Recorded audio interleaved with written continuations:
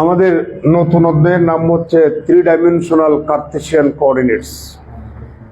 এটা হচ্ছে 3 ডাইমেনশনাল জিওমেট্রির প্রথম অধ্যায়। এই অধ্যায়ের ফুল কনসেপ্ট যদি আপনি না বুঝেন, 3 ডাইমেনশনাল জিওমেট্রির কোনো অধ্যায় আপনি ভালো মতো বুঝবেন না।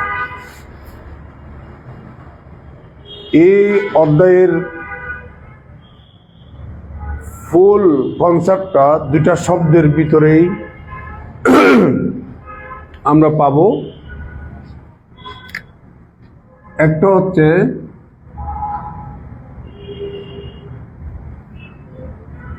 ডাইরেকশন কোসাইন্স, সংক্ষেপে এইভাবে করে লিখে। আরেকটা হচ্ছে ডাইরেকশন রেশিওস, সংক্ষেপে এইভাবে করে লিখে। পিছনে গুনগুন আওয়াজ করেন না। তো 2 ডাইমেনশনাল জিওমেট্রিতে আমরা দুটো অক্ষ ইউজ করছিলাম, একটা হচ্ছে এক্স অক্ষ আর একটা ওয়াই অক্ষ।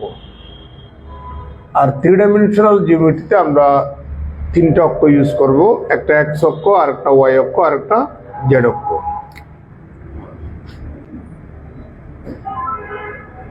এটা হচ্ছে এক্স অক্ষ, এটা ওয়াই অক্ষ, আর এটি হচ্ছে জেড অক্ষ। আর অক্ষসমূহ যে বিন্দুতে ইন্টারসেক্ট করে সেই বিন্দুটাকেই বলা হয় অরিজিন। অনেক বইতে দেখবেন এটাকে এক্স অক্ষ বলেছে, এটাকে ওয়াই অক্ষ বলেছে, এটাকে জেড অক্ষ বলেছে। এটা বিশেষ করে ইন্ডিয়ান রাইটারের বইগুলো এই কাজটা করে। ইউরোপ আমেরিকার বইতে এটাকে এক্স অক্ষ বলেছে, এটাকে ওয়াই অক্ষ বলেছে, এটাকে জেড অক্ষ বলেছে। আবার এই ফরম্যাটটাকে আপনি চাইলে এইভাবেও ড্র করতে পারবেন।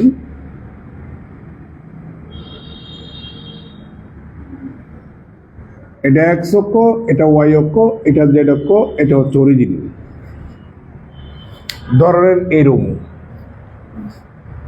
কেমন? এই রুমটার মধ্যে এটা হচ্ছে এক্স অক্ষ, এটা ওয়াই অক্ষ, আর এটা হচ্ছে কি জেড অক্ষ। সরি, এটা এক্স অক্ষ, এটা ওয়াই অক্ষ, আর এটা কি জেড অক্ষ। আপনি যদি রুমের ভিতরে এই জায়গায় অবস্থান করেন তাহলে অক্ষ তিনটা দেখতে এরকমই মনে হবে। আর যদি রুমের বাইরে গিয়ে যদি দাঁড়ায় দেখেন তাহলে অক্ষ তিনটাকে এরকমই মনে হবে। বুঝতে পারছেন? এগুলো হচ্ছে 3 ডাইমেনশনাল ফিগার। এগুলা এক এক জায়গায় আপনি যদি দেখেন এক এক ফরম্যাটে আপনি দেখতে পাবেন, এক এক ফেস আপনি দেখতে পাবেন। ধরে নিলাম এ বি একটা সরল রেখা, ধরে নিলাম এ বি একটা সরল রেখা। বুঝতে পারছেন?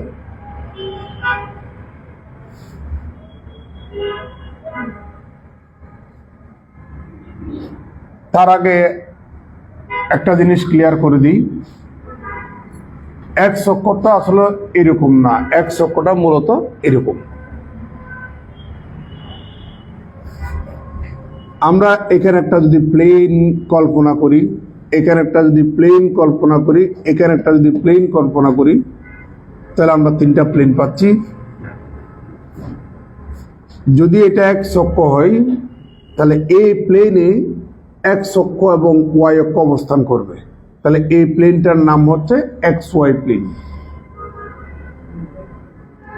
যদি এখানে একটা প্লেন কল্পনা করি, এই প্লেনটার মধ্যে এক্স অক্ষ এবং জেড অক্ষ অবস্থান করবে, এই প্লেনটাকে বলবো আমরা এক্স-জেড প্লেন।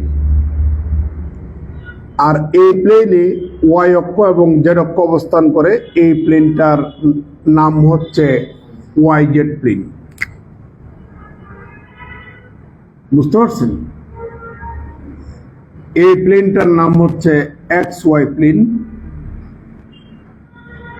আর এই প্লেনটার নাম হচ্ছে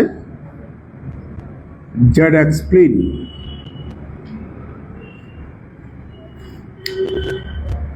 এক্স অক্ষ, ওয়াই অক্ষ, জেড অক্ষ, এই তিনটাকে বলা হয় কার্টেসিয়ান অ্যাক্সেস। আর এই কার্টেসিয়ান অ্যাক্সেসগুলি যে প্লেনসগুলিতে লাই করে অবস্থান করে সেই প্লেনসগুলোকে বলা হয় কার্টেসিয়ান প্লেন। তাহলে এক্স ওয়াই এটাও কার্টেসিয়ান প্লেন, ওয়াই জেড এটাও কার্টেসিয়ান প্লেন, জেড এক্স এটাও একটা কার্টেসিয়ান প্লেন। ওয়াই জেড প্লেনে কেবল ওয়াই এবং জেড এর মান থাকবে, এক্স এর মান থাকবে না। এই জন্য ওয়াই জেড প্লেনের সমীকরণ হচ্ছে X equal to 0। X Y প্লেনে এক্স এবং ওয়াই এর মান থাকবে, জেড এর মান থাকবে না। এই কারণে এক্স ওয়াই প্লেনের সমীকরণ হচ্ছে জেড ইকুয়াল টু 0। আর এক্স জেড প্লেনে এক্স এবং জেড এর মান থাকবে, ওয়াই এর মান থাকবে না, ওয়াই এর মান 0 হয় এক্স জেড প্লেনে। এই কারণে এক্স জেড প্লেনের সমীকরণ হচ্ছে ওয়াই ইকুয়াল টু 0। তো আমি এখানে যে সরল রেখাটা ড্র করলাম, এ বি সরল রেখাটা, এটা আসলে শূন্যের মধ্যে ড্র করেছি, এরকম শূন্যের মধ্যে ড্র করেছি। এক্স অক্ষটা তো এরকম, তাহলে এ বি সরল রেখাটা এরকম শূন্যের মধ্যে আমরা ড্র করলাম। এখন শূন্যের মধ্যে ড্র করা যে এ বি সরল রেখাটা, এটা আমার কাজের সুবিধার জন্য তার সমান্তরাল মূল বিন্দুগামী আরেকটা সরল রেখা ড্র করলাম, সেটি হচ্ছে আমাদের ওপি। ওপি সরল রেখা, এ বি সরল রেখা সমান্তরাল। এখন ওপি সরল রেখা এবং এ বি সরল রেখা যেহেতু প্যারালাল, তাহলে এই দুটা সরল রেখার কিছু জিনিস সেম হবে বা কিছু জিনিসের অনুপাত সমান হবে। জিনিসগুলো এখন বোঝাচ্ছি। ধরে নিলাম এই সরল রেখাটা এক্স অক্ষের ধনাত্মক দিকে আলফা কোণ, ওয়াই অক্ষের ধনাত্মক দিকে বিটা কোণ, জেড অক্ষের ধনাত্মক দিকে গামা কোণ উৎপন্ন করলো।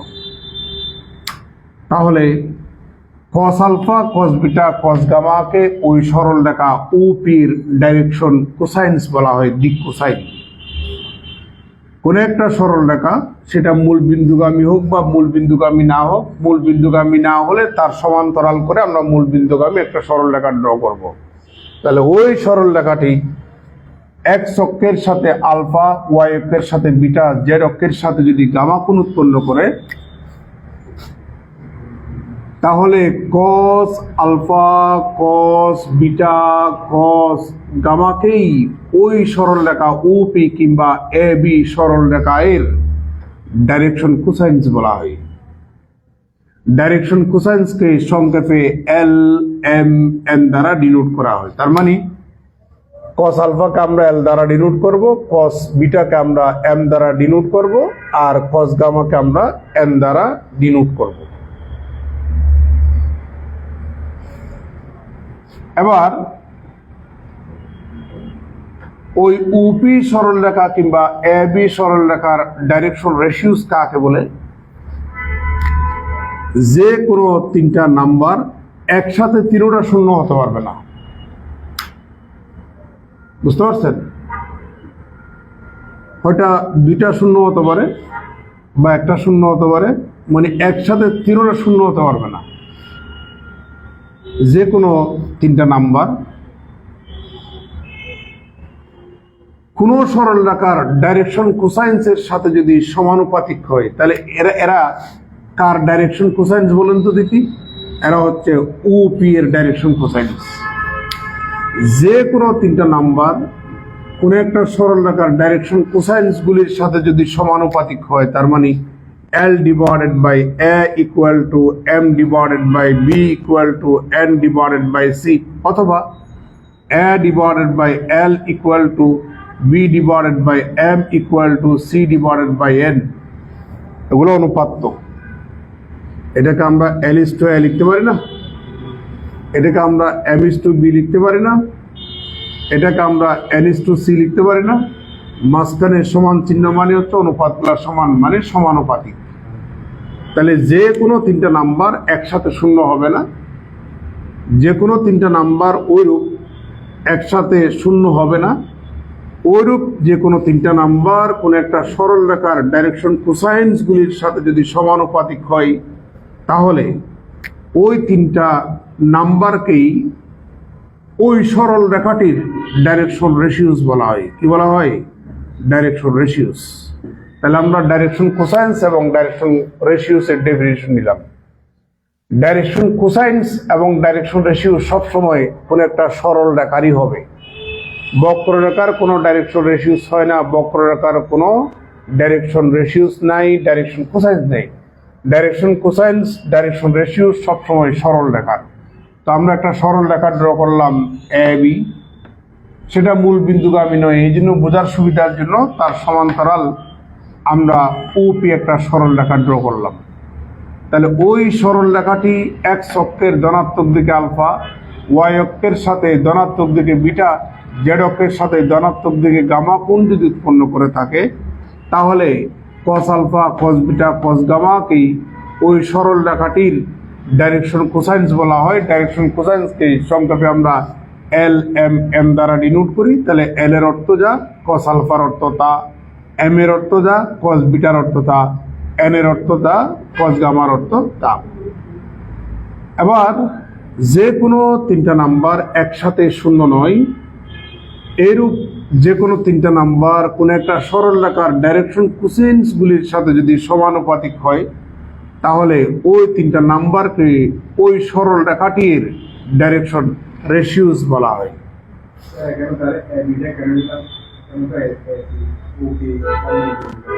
কোনটা বললাম যে এই সরল রেখাটা মূল বিন্দুগামী হতেও পারে, মূল বিন্দুগামী তো নাও হতে পারে। আমি প্রথমে যদি এটাই ড্র করতাম, তখন আপনি একটা কথা জিজ্ঞেস করতেন যে স্যার, সরল রেখাটা কি সবসময় মূল বিন্দুগামী হবে? এই জন্য আমি প্রথমে মূল বিন্দুগামী নয় ওইরকম একটা সরল রেখা নিয়েছি। ডেফিনেশনটা দেওয়ার জন্য তার প্যারালাল আর একটা সরল রেখা ড্র করলাম। আচ্ছা, দুটা সরল রেখা, 2 ডাইমেনশনাল জিওমেট্রিতে দুটা সরল রেখার ডাল যদি সেম হয়, ওই দুটা সরল রেখাকে আমরা কি বলি? প্যারালাল বা সমান্তরাল বলি না? ঠিক একইভাবে 3 ডাইমেনশনাল জিওমেট্রিতে দুটা সরল রেখা তখনই প্যারালাল হবে যদি ওই দুটা সরল রেখার ডাইরেকশন কোসাইন্স কি হয়? সেম হয়। তাহলে এটার ডাইরেকশন কোসাইন্স আর এটার ডাইরেকশন কোসাইন্স সেম হবে, যেহেতু প্যারালাল ড্র করেছি। তাহলে ওপি এর ডাইরেকশন কোসাইন্স যা হবে, এ বি এর ডাইরেকশন কোসাইন্স তাই হবে। ওপি এর ডাইরেকশন রেশিওস যা হবে, এ বি ওপি এর ডাইরেকশন রেশিওস যা হবে, এ বি এর ডাইরেকশন রেশিওস তাই হবে। প্রশ্ন উত্তর পাইছেন? আচ্ছা, এবার রাফি দাঁড়াও, কোন একটা সরল রেখার ডাইরেকশন কোসাইন্স কাকে বলে?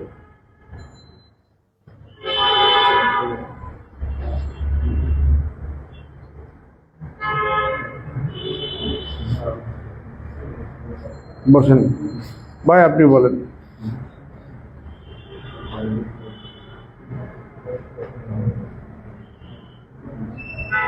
কে পারবেন? বলেন।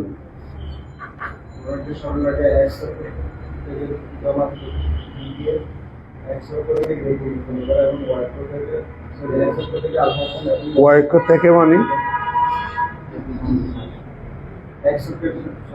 মনদীপ বলেন, আপনি বসেন বসেন।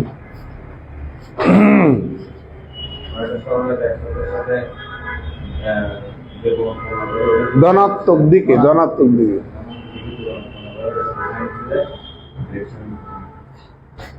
কি হইল? কোন একটা সরল রেখা সে মূল বিন্দুগামী হোক বা মূল বিন্দুগামী না হোক, যদি ওই সরল রেখাটা এক্স অক্ষের ধনাত্মক দিকে আলফা, ওয়াই অক্ষের ধনাত্মক দিকে বিটা, জেড অক্ষের ধনাত্মক দিকে যদি গামা কোণ উৎপন্ন করে ওই অক্ষগুলির সাথে, তাহলে কস আলফা, কস বিটা, কস গামাকে ওই সরল রেখাটির ডাইরেকশন কোসাইন্স বলা হয়। আবার বলছি, কোন একটা সরল রেখা এক্স অক্ষের সাথে ধনাত্মক দিকে আলফা কোণ, ওয়াই অক্ষের সাথে ধনাত্মক দিকে বিটা কোণ, জেড অক্ষের সাথে ধনাত্মক দিকে যদি গামা কোণ উৎপন্ন করে, তাহলে কস আলফা, কস বিটা, কস গামাকে ওই সরল রেখাটির ডাইরেকশন কোসাইন্স বলা হয়। ডাইরেকশন কোসাইন্সকে এল এম এন দ্বারা ডিনোট করা হয়। তার মানে L equal to cos alpha, M equal to cos beta, N equal to cos gamma. বসেন, রাখিন না? রাখিন, বলো তো দেখি ডাইরেকশন রেশিওস কাকে বলে?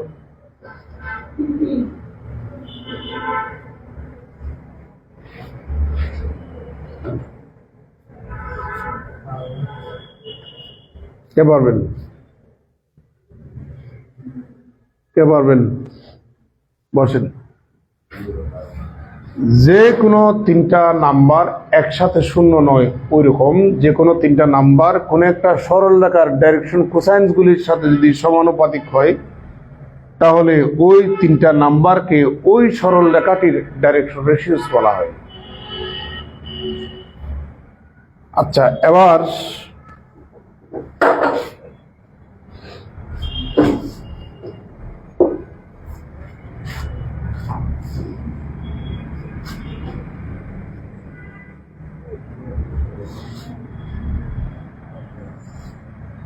তাই কথাবার্তা নিষেধ।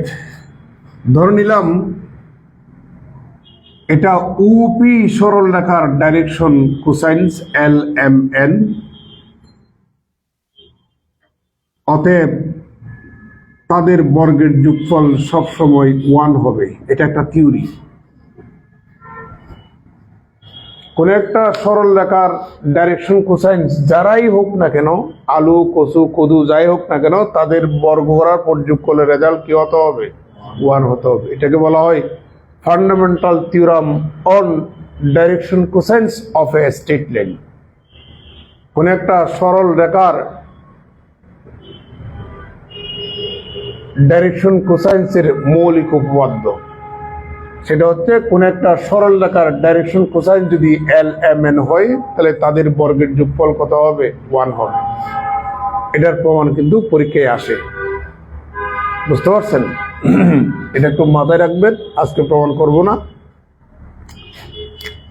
ধরে নেন এটা একটা সরল রেখা, তার direction ratios A B C, তার ডাইরেকশন কোসাইন্স ধরলাম এল এম এন। এটা একটা সরল রেখা, ওই সরল রেখাটার ডাইরেকশন কোসাইন্স হচ্ছে l M n, direction ratios হচ্ছে এ বি সি। এক্ষেত্রে তাদের মধ্যে একটা যে আচ্ছা,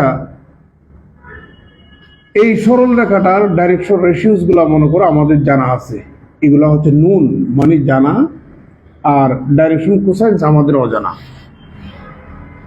এক্ষেত্রে আপনি এই সরল রেখাটার ডাইরেকশন কোসাইন্স গুলি আপনি কিভাবে বের করবেন? সেটা হচ্ছে L equal to plus minus a divided by root over a square plus b square plus c square, M equal to plus minus b divided by root over a square plus b square plus c square, n equal to plus minus c divided by root over a square plus b square plus c square. এটা একটা theory, এটাও পরীক্ষায় আসে। আজকে প্রমাণ করব না। কোন একটা সরল রেখার ডাইরেকশন রেশিওস গুলি তোমার যদি জানা থাকে, তাহলে ওই সরল রেখাটার direction ratios L M N বের করার ফর্মুলা হচ্ছে plus minus a divide by root over তাদের বর্গের যোগফল, এম এর মান হবে প্লাস মাইনাস মাঝখানের b divided by root over তাদের বর্গের যোগফল, এন এর মান হবে প্লাস মাইনাস লাস্ট একটা ডিভাইডেড বাই রুট ওভার তাদের বর্গের যোগফল। আপনি হয় এখানে প্লাস ইউজ করবেন, না হয় আপনি মাইনাস ইউজ করবেন। একসাথে প্লাস মাইনাস ইউজ করতে পারবেন না। কেমন? এগুলা আগামী ক্লাস ইনশাল্লাহ প্রমাণ করব। এটা এ বিন্দু, এটা হচ্ছে বি বিন্দু। ধরে নিলাম এ বিন্দুর স্থানাঙ্ক x1 y1 z1, বি বিন্দুর স্থানাঙ্ক x2 y2 z2। দুটা বিন্দুর স্থানাঙ্ক যদি জানা থাকে, ওই দুটা বিন্দু সংযোগ করার পরে যে সংযোগ সরল রেখা এ বি তার দৈর্ঘ্য বের করার formula √over x1 minus x2 whole square plus y1 minus y2 whole square plus z1 minus z2 whole square। আপনারা একটু পর্যন্ত জানেন, ইন্টারমিডিয়েটও পড়ছেন। 2 ডাইমেনশনাল পয়েন্ট হলে আর 3 ডাইমেনশনাল পয়েন্ট হলে z এর একটা পার্ট বেশি আসবে। বুঝতে পারছেন? ধরে নেন